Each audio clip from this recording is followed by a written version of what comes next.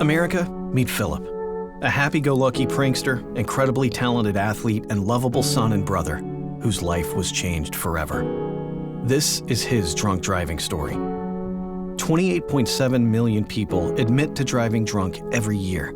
28.7 million means that on any given day, there are roughly 300,000 drunk drivers on the road.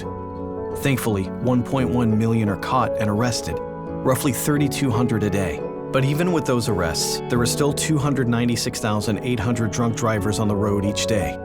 Keep in mind, this statistic strictly focuses on the people who admit to driving drunk. Philip lived in a highly populated area, so it only took him 26 years to encounter one of these drunk drivers. But Philip survived the crash. He was only injured, just injured. But those injuries were so severe that he was left with permanent brain damage and the inability to care for himself.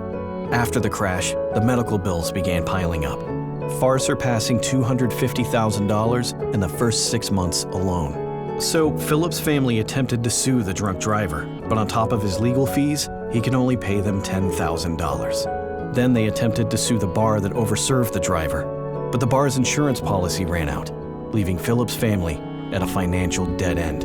Speaking of the driver that hit Philip, the average drunk driver will make it home 80 times before being arrested. And this driver already had 6 prior drunk driving offenses, but still took to the road drinking and driving. The kicker in all of this?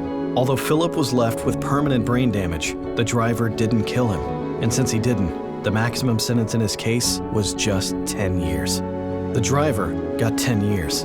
Philip got life. That's 10 years for ruining one man's future, leaving one family in pain, and creating one story to share. The drunk driving epidemic is hard to dispute when you stick to the stats. Over 1.1 million drunk drivers are arrested every year, and drunk driving injures 290,000 people a year, from minor to debilitating injuries, just like Philip's. In fact, in the 2 minutes you've spent watching this video, another innocent person has been injured by a drunk driver.